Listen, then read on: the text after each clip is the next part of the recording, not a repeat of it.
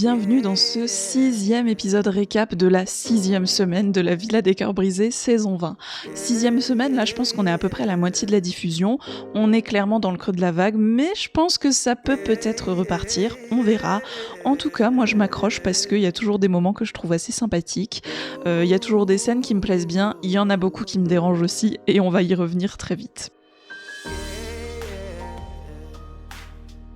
Je m'appelle Juliette et bienvenue sur Désillusions d'amour, la chaîne sur laquelle j'analyse et je commente les relations amoureuses et les débuts de relations amoureuses à la télévision.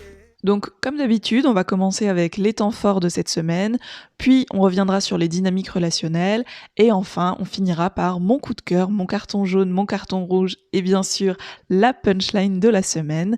Pour conclure cet épisode, c'est parti!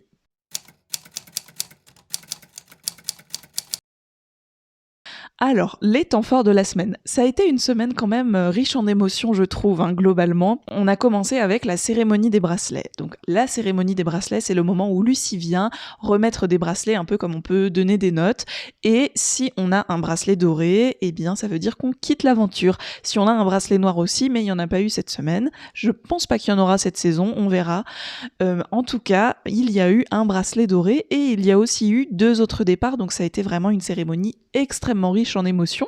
Lucie convie tout le monde et elle commence avec Gianmarco qui avait eu son coaching et elle lui donne un bracelet argenté, ce qui veut dire qu'elle a apprécié son effort, sa posture.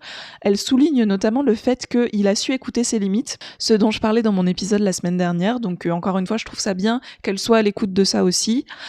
Et elle lui demande ce qu'il en pense et lui demande s'il peut prendre la parole. Il vient devant et qu'est-ce qu'il nous annonce pas Gianmarco qui veut quitter l'émission. Oh, non là franchement mon cœur s'est brisé. Et du coup j'étais contente d'avoir beaucoup parlé de lui dans l'épisode de la semaine dernière parce que j'étais vraiment triste qu'il parte. Je trouvais qu'il avait quand même une présence extrêmement importante dans cette émission, en tout cas dans le montage qui a été proposé. Et du coup je me suis dit ça va créer vraiment un gros vide. Et puis, au moment de partir, il a fait un petit mot à Mélanie aussi pour lui dire que, voilà, il a apprécié échanger avec elle, même si ça s'était fini comme ça c'était fini, et qu'il gardera un bon souvenir d'elle. Et je me suis dit, franchement, je suis contente que ça se soit fini comme ça, parce que ça nous prouve que Gianmarco, il était pas juste en quête de temps d'écran. Enfin, peut-être, mais je sais que parfois la production incite les gens à partir sans forcément leur donner un bracelet doré. Est-ce que là ça a été le cas ? Est-ce qu'il s'est passé des choses qu'on ne sait pas et la production a dit à Gianmarco bon faut que tu partes parce que on le sent pas ton personnage ? Ça m'étonnerait vu toutes les scènes mythiques qu'il nous a servi quand même et tout le rebondissement qu'il nous a porté. Après on sait pas. Si c'est lui qui a décidé de partir, je trouve que c'est tout à son honneur parce que ça montre que voilà, il a voulu découvrir, il a fait ce qu'il voulait faire, et puis il a vu que cette histoire de problématique, lui, il réussirait pas à aller plus loin que ça. C'est ce qu'il a dit au moment de partir, que lui, il allait pas pouvoir régler sa problématique ici, que Lucie l'avait aidé à prendre conscience de certaines choses, mais que maintenant, fallait qu'il règle ça autrement. Et du coup, si c'est vraiment ça, c'est tout à son honneur. En tout cas, moi, c'est vraiment quelqu'un que j'ai apprécié voir dans cette émission. J'espère revoir dans d'autres émissions parce que vraiment, c'est un très bon candidat de télé-réalité. Et en plus, je trouve qu'il n'a pas été irrespectueux, en fait, dans ses comportements. Il a été peut-être maladroit parfois. Je trouve qu'il a toujours été assez transparent et honnête dans sa démarche. On savait dès le début qu'il allait pas se mettre en couple, se fiancer dans cette émission. Et après, il y a eu des incompréhensions avec Mélanie, mais qui pour moi sont partagées entre les deux et ne sont pas que le tort de Gianmarco. Enfin, globalement, je garderai un bon souvenir de lui et j'espère le revoir dans d'autres émissions. Ensuite, qui reçoit son bracelet doré pour dire qu'elle peut partir ? Mélanie, on l'attendait, on le pressentait. D'ailleurs, on comprend que tout le monde savait qu'elle allait partir. Avant cette scène de la cérémonie des bracelets, on la voit pas pendant super longtemps, donc je sais pas ce qui s'est passé. Enfin, en tout cas, il fallait qu'elle parte. Est-ce que c'était son contrat qui avait été écrit comme ça ? Elle fait partie des premières coachées, elle est le personnage principal des premières semaines et puis elle part. Je sais pas. Ou est-ce que c'est juste elle qui a vu que c'était fatigant pour elle aussi ce tournage et de se montrer vulnérable, c'est pas trop. En tout cas voilà, Mélanie s'en va aussi, donc ça va faire encore une fois un vide dans la maison quand même si la dernière semaine elle était un peu plus discrète. Et puis Maëva demande à parler à Lucie, elle lui dit qu'elle pense beaucoup à son ex et que du coup elle sait pas ce qu'elle doit faire et tout, et Lucie lui dit, elle lui a quand même donné des bons conseils parce qu'elle lui dit si tu penses que maintenant ce qui bloque votre relation c'est plus toi mais c'est lui, peut-être que lui aussi a besoin de se faire accompagner et il faut que tu lui dises, il faut que tu le poses comme condition à votre relation. Donc elle la laisse pas quand même repartir dans une relation complexe, quoi. Elle lui donne un peu, enfin, après, c'est une grande personne, Maëva, elle fait ce qu'elle veut, mais elle lui donne quand même un petit peu des arguments de « Écoute, là, Maëva, t'es en le droit d'exiger que lui fasse le travail sur lui que toi, t'as fait sur toi ici, parce que ce n'est pas toi qui porte tout le poids de l'échec de la relation. » Donc j'ai trouvé ça bien qu'elle lui dise, puis après elle lui dit « Écoute, tu vas dire aux autres ta décision », et Maëva dit « Ben voilà, moi je souhaite rentrer, ici j'ai fait ce que j'avais à faire et tout. » Encore une fois, est-ce que Maëva est partie vraiment d'elle-même, ou est-ce que la production a plus qu'induit son départ? On ne saura jamais, enfin sauf si Maëva en parle un jour. Et voilà, du coup ça fait 3 départs, c'est beaucoup. Surtout qu'il y a les 2 grandes copines de Lisa Marie qui partent, donc je me dis ça va vraiment changer la dynamique au sein du groupe de filles.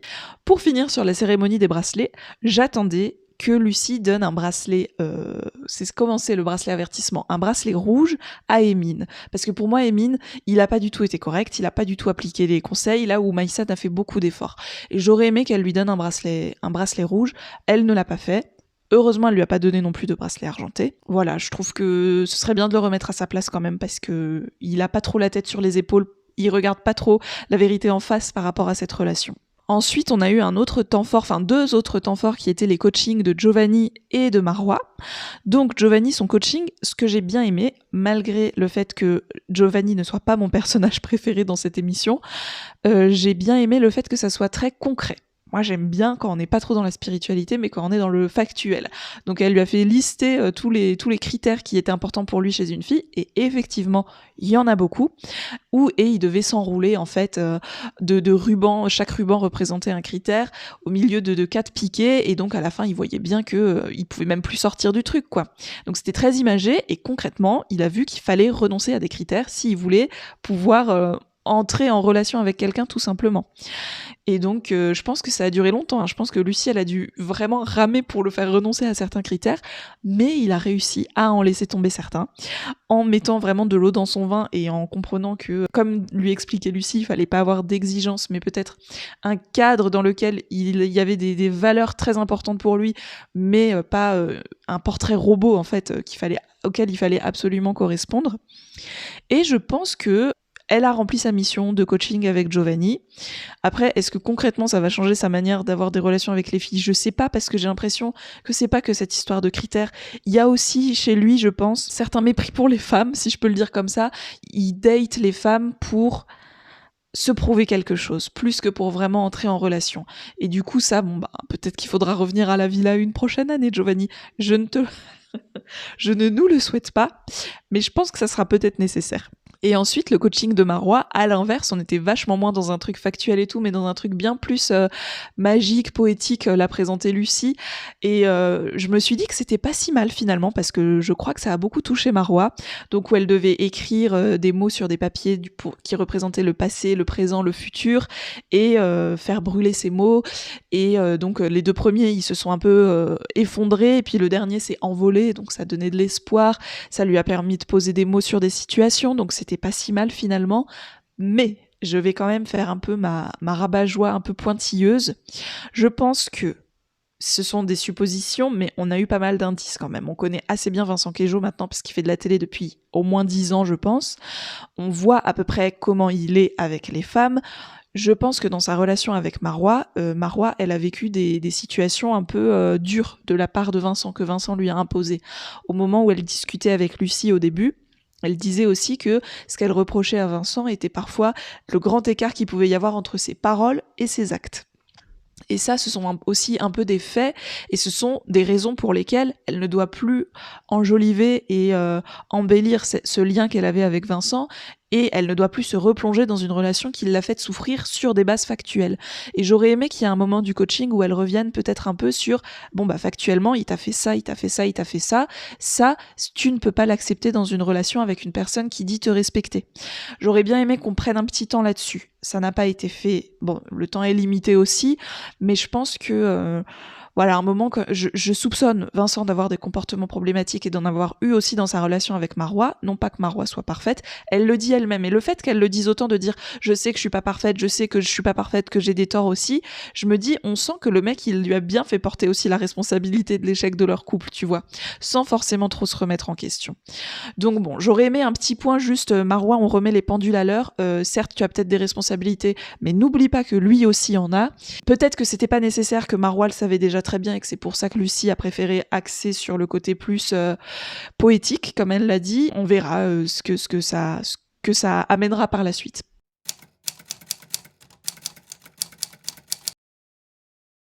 Ensuite, on passe aux dynamiques relationnelles. Et il y en a eu beaucoup cette semaine, je trouve quand même. Enfin, j'ai plein de petits points sur lesquels je souhaite revenir par rapport au début de relation ou aux fins de relation qu'on a dans la villa. Déjà, Emin et Maïsan. Je vais pas m'attarder sur le sujet, mais je voudrais quand même revenir sur un point qui est que toute cette histoire de Lisa Marie a dormi avec Gabriel et du coup Maïsan va devenir folle parce qu'Emin était dans la même chambre et tout. Emin, il a fait passer Maïsan pour une folle dingue à tout le monde, auprès de tout le monde, au point que Lisa Marie, qui était déjà au quart de tour par rapport à Maïsan, est venue la voir en lui disant « Pourquoi tu trouves que c'est pas correct ce que je fais et tout ? Pourquoi tu fais la tête ? T'as pas à faire la tête et tout ?» Alors que Maïsan, elle était juste triste, qui refuse de dormir dans la même chambre qu'elle, même pas dans le même lit, parce que c'est filmé, mais que si c'est une autre fille, il y a pas de souci. Donc c'est une tristesse extrêmement légitime. Mais en fait, Emin arrive à faire croire que c'est elle le problème. Oh, c'est vraiment de la manipulation, du gaslighting. C'est pas possible. C'est pas possible. C'est plus possible. Je voudrais qu'on ne voit plus cet homme. Pour moi, il devrait être renvoyé par la production. Ça va pas. Ça va pas. Ça va pas. Ça va pas. Et en tout cas, j'espère que ces images-là qu'on voit, Maïsan, elle les regarde bien et que ça va l'empêcher de retourner à tout jamais avec Emin ou avec quelqu'un qui la traite de cette manière-là. Parce qu'elle le mérite pas. Parce que franchement, au début de la saison, moi je connaissais pas trop leur histoire. Je me disais, c'est vrai que Maïsan, elle a un caractère particulier. Peut-être que parfois elle exagère, peut-être qu'elle a une jalousie excessive, peut-être qu'elle l'empêche de respirer, qu'elle l'empêche de vivre, qu'elle le force, qu'elle le contraint, qu'elle le mène à la baguette. Pas du tout. Pas du tout. Maïsan, en fait, elle souhaite juste une relation avec lui. Et elle le verbalise extrêmement bien en plus, mais lui, il n'arrive pas, il a vraiment une lâcheté et une manipulation, et en plus, là, il est dans une situation où il est soutenu corps et âme par Gabriel et Giovanni qui, eux, franchement, se disent pas, tiens, on va essayer de remettre un peu les choses en perspective. Non, forcément, ils sont dans la team Emin quoi qu'il arrive, et du coup, ça lui donne des ailes. Il a l'impression que c'est bon, c'est le roi du monde, il peut faire tout ce qu'il veut. Ce sera toujours Maïsan le problème. Et je trouve ça vraiment mais horrible, insupportable. Enfin, j'en peux plus. Je n'en peux plus, je n'en peux plus, je n'en peux plus. Et on va en avoir la semaine prochaine encore parce qu'apparemment il y a Jazz qui va débarquer pour son patio. Je suis pas prête. Je suis pas prête du tout. C'est difficile. Bref. Ensuite, on a Mélanie, donc Mélanie ORL qui est arrivée la semaine dernière, enfin en fait qui était arrivée la veille, mais bref, qui a eu tout de suite une accroche avec plusieurs garçons de la villa, enfin en tout cas eux ont eu une accroche avec elle, enfin l'ont bien appréciée, hein, pas une accroche en mode ils se sont faillités, mais elle a plu à plusieurs garçons. Et au sein de la villa, Daniel a décidé de passer la seconde et d'organiser un date avec Mélanie. Donc il l'a emmenée au spa, ils ont bien discuté, etc. Elle était super contente. En revenant, elle en parle avec Clarisse et Maïsan dit « Ah ouais, c'est un homme capable ». Et je voulais revenir 30 secondes sur cette expression. Un homme capable. Donc, ça peut être utilisé dans deux cas. Soit de manière un peu ironique, donc quelqu'un qui fait pas grand chose, mais qui le fait en disant, ouais, moi je suis un mec qui assure et tout. Genre, ah ouais, tu veux ta médaille, t'es un homme capable. Et là, je pense qu'elle l'utilisait peut-être au premier degré. Et du coup, c'était plus dans le sens, il assure quoi, c'est bon, il te traite bien, etc. Mais encore une fois, tu pourrais te dire que si un homme capable, c'est un homme juste respectueux, attentionné, peut-être qu'on devrait plutôt parler d'homme incapable pour ceux qui ne sont incapables de faire preuve de respect et d'attention de temps en temps, quoi. Pas forcément de spa, mais juste d'attention. Donc, ouais, je me suis questionnée, est-ce que c'est Daniel l'homme capable ou Giovanni l'homme incapable dans cette situation-là, hein. Je vous laisse me répondre en commentaire. Ensuite, on a eu Gabriel et Lisa Marie. Alors franchement, cette semaine, ils m'ont moins saoulée que la semaine dernière. La soirée de prétendants, là, c'était un peu Oh, elle m'a gonflé cette soirée prétendant, franchement, parce que pour moi, il s'est pas passé grand-chose. Comme Lisa Marie l'a dit, il faut le prendre au second degré. Après, je comprends que Gabriel ait été blessé. Ça a pris des proportions que j'ai trouvées un peu trop importantes. En tout cas, ils se sont disputés. Je pense aussi que Lisa Marie, elle a clairement voulu provoquer, et je comprends que ça a énervé Gabriel aussi. Mais lui, il réagit tout de suite avec une ampleur. Oh, c'est super grave, vraiment, elle dépasse les limites. Et encore une fois, tu vois, il y a les deux autres derrière, là, Emine et Giovanni, qui vont dire ouais, elle dépasse les limites, ouais, c'est super grave. Oh, c'est bon, quoi. Laissez-les régler ça entre eux. Et d'ailleurs, ils se sont couchés fâchés. Le lendemain, Lisa Marie était malade. Du coup, il a été obligé un peu de se rendre compte que sa copine est malade. Oui, elle a fait un truc qui lui a un peu déplu, mais à un moment, faut aussi remettre, l'église au milieu du village. Enfin, reprioriser les choses. Et du coup, il est allé la voir. Ils ont passé un super moment. Bref, j'espère qu'on est arrivé au point où ils vont arrêter de se tester, de créer des scènes de jalousie entre eux et où ils vont vraiment construire une relation parce que ça sera 1000 fois plus intéressant et pour eux et pour nous. Ensuite, on a vu Maxence en date avec une fille qui lui plaît, Jade, et franchement, super date. J'ai trouvé ça chouette, j'ai trouvé que pour une fois, on avait l'impression d'avoir un vrai date en fait. Pas juste une sorte de parade où je cherche à te prouver des choses, je cherche à t'embrasser le plus rapidement possible, coucou Giovanni. Ce genre de truc, on était vraiment dans un échange fluide qui a priori se passait bien, ou ouais, tu te dis peut-être y avoir une deuxième rencontre, etc. Et d'ailleurs, Maxence à la fin dit à Jade, ça te dirait qu'on se revoit? Ok, ça marche. Donc j'ai trouvé ça très chouette. J'aime bien Maxence, de toute façon, c'est vraiment un peu le mec le plus normal, on va dire, le moins formaté par les codes de la télé-réalité qu'on a cette saison, avec Daniel aussi. Mais Daniel, lui, il a une autre personnalité que Maxence. Maxence, il est vraiment... Je pense qu'il cherche aussi à se démarquer par le fait qu'il se prend pas la tête. En tout cas, j'ai hâte de voir la suite de cette petite histoire, même si Maxence communique beaucoup sur les réseaux sociaux et il a pas l'air de dire qu'il est en couple, donc je pense pas que ça va aller très loin. Mais en tout cas, je me dis que ça peut être sympa et surtout, je vois du respect. Je vois pas quelqu'un qui cherche un produit à consommer dans un sens ou dans un autre. Et on a aussi eu Clarisse et son date, donc qui s'appelle Luca, je crois, qu'elle a rencontré à la soirée prétendant. Ils ont bien échangé, ils ont l'air d'être un peu sur la même longueur d'onde, mais en fait, Clarisse, moi, ce qui m'inquiète beaucoup avec elle, et heureusement, elle a son coaching dans les prochains épisodes, donc tant mieux, c'est qu'elle dit que dès qu'elle sent qu'un garçon lui plaît, enfin qu'elle plaît à un garçon, elle panique, elle se referme et ça la dégoûte presque. Enfin, je trouve qu'elle a des mots forts, je pense que c'est des ressentis très forts qu'elle a aussi, et du coup, je me dis, c'est compliqué, c'est très compliqué. Elle a vécu des violences dans une ancienne histoire d'amour, elle a vécu aussi des reproches, ça on le sait déjà dans sa relation avec Giovanni, elle a vécu des reproches. Je pense pas qu'elle ait vécu des histoires d'amour heureuses, du coup, elle est un peu dans une situation où elle a pas franchement envie de se replonger là-dedans. Elle a envie d'une belle histoire, mais elle se dit aussi, si c'est un truc où je vais revivre ce que j'ai déjà vécu, je veux même pas que ça commence, je veux pas prendre le risque. Je pense qu'elle est vraiment dans un truc de mécanisme de protection extrême, où dès qu'elle sent qu'il y a quelque chose qui peut commencer, c'est trop pour elle, quoi. Et j'espère que Lucie va l'aider avec ça, va l'aider aussi à lui dire si tu choisis la bonne personne, c'est bien, tu peux te montrer vulnérable, et de l'aider un peu là-dessus, quoi. Et je pense aussi qu'il faut qu'elle se laisse du temps, elle a sûrement des blessures pas encore complètement guéries, et se laisser du temps, ça pourra peut-être faire du bien si en plus elle commence un travail sur elle. Ça me fait penser à Mélanie qui aussi a eu une accroche, il faut que j'arrête de dire une accroche, elle a accroché, elle a eu un feeling, quel est le mot français vraiment pour dire ça? Elle a eu un intérêt, voilà. Elle a eu un intérêt certain pour un prétendant à la soirée prétendante, j'ai oublié son nom, mais c'est celui où elle a pleuré pendant qu'ils ont discuté ensemble. Pareil, le fait que tu pleures comme ça alors que quelqu'un te dit des choses finalement gentilles mais assez banales, enfin pas extraordinaires, je pense que ça montre d'énormes blessures, et d'ailleurs l'une de vous me l'a redit en commentaire, dans son ancienne relation elle a vécu des violences aussi, et du coup elle est un peu comme Clarisse dans une posture où en fait, elle veut plus s'engager parce que elle a trop peur de revivre toutes les souffrances par lesquelles elle est déjà passée auparavant. Et du coup, c'est assez fréquent dans la Villa des Cœurs Brisés de voir des femmes qui ont été brisées vraiment physiquement, mentalement, entièrement, pas juste qui ont vécu des histoires d'amour qui ont mal fini, qui viennent pour essayer de se reconstruire. assez à l'image de la société, on va dire aussi, dans laquelle on vit, et assez triste quand même, parce que tu vois le trio de copines là, Mélanie, Maïsan et Clarisse, qui sont hyper joyeuses, hyper pimpantes, pleines de vie, toutes les trois en fait, si tu regardes leurs histoires d'amour, c'est extrêmement déprimant quoi, vraiment vraiment déprimant, et c'est vrai que ça donne pas vraiment foi.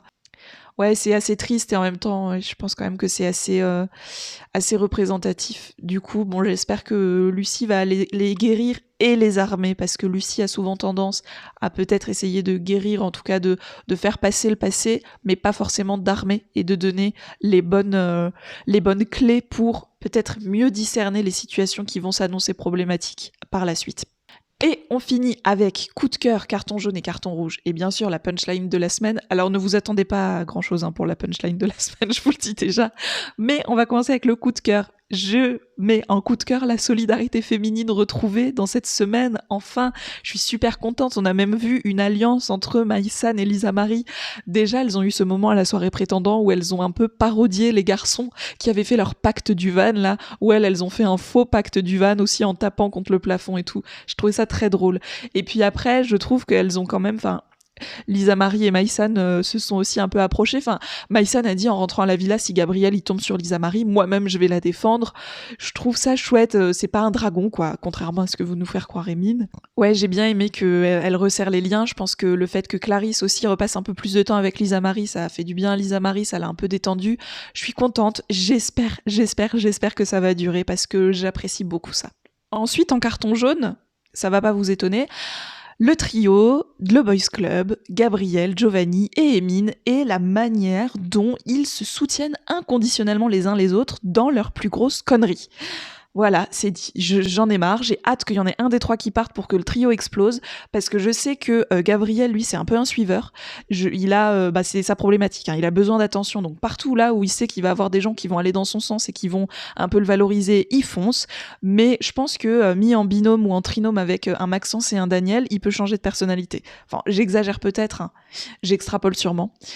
Voilà, Émine et Giovanni, eux, je trouve qu'ils ont vraiment ce truc où ils surenchérissent en fait dans leurs croyances extrêmement misogynes sur les relations amoureuses. Donc ouais, c'est vraiment un trio que je souhaiterais voir dissolu assez rapidement. Et en carton rouge, ça ne changera pas tant qu'il sera dans cette émission ou qu'il n'aura pas changé de comportement, mais je n'y crois plus, c'est Émine et son culot incroyable. Et j'ai regardé un peu les extraits que la Villa et TFX postent sur les réseaux sociaux, j'ai regardé les commentaires en dessous, les extraits où il y avait Émine. J'ai l'impression que quand même, tous les téléspectateurs et téléspectatrices sont à peu près unanimes pour dire que c'est pas la communication le problème, c'est Émine. Et là, Maïsan, elle en prend trop, quoi. Elle souffre trop. Alors elle dit, Émine cherche à ce que je le quitte, mais c'est pas à moi de le faire. Je voudrais quand même apporter une nuance à ça, c'est que Maïsan, toi, tu vas pas le quitter parce que tu l'aimes plus, parce que tu dis que tu l'aimes encore. Mais par contre, t'as le droit de le quitter parce que il ne te respecte pas. Ça, t'as le droit de le dire, de le formuler. Ta manière de me traiter ne correspond pas au respect que j'attends dans une relation avec un partenaire. De ce fait, je te quitte. Et je pense que ce serait pas mal vu ou renverser les rôles de formuler ça, et j'espère que c'est ce qui va finir par se passer. Et on finit avec la punchline de la semaine. Attention, tenez-vous bien. Je vous fais la bise de loin parce que j'ai pas brossé mes dents. Maxence, voilà, c'est exactement ce qu'on aime dans sa personnalité. Le mec, il n'en fait pas des caisses. Il en fait même peut-être trop peu parfois, mais là pour le coup c'était assez rigolo. On apprécie sa présence et je suis contente qu'il ne l'ait pas renvoyé dans le premier wagon de ceux qui rentrent chez eux et qu'on va le voir encore évoluer un peu plus, même si on le voit pas énormément à l'image. Ah, et un dernier point, j'ai oublié de le dire, c'était pas trop mignon comme ils ont pleuré Daniel et Maxence là quand Gianmarco il a annoncé son départ. Franchement, j'étais toute émue. Mais cette cérémonie des départs était assez émouvante de toute façon, mais la manière dont ils se sont effondrés en larmes, c'était vraiment vraiment mignon. Voilà pour le récap de cette semaine, et je vous donne rendez-vous à la semaine prochaine, si bien sûr vous tenez le coup dans cette diffusion de la Villa des Cœurs Brisés et que vous n'avez pas laissé tout ça un peu en chemin, ce que je comprendrais complètement.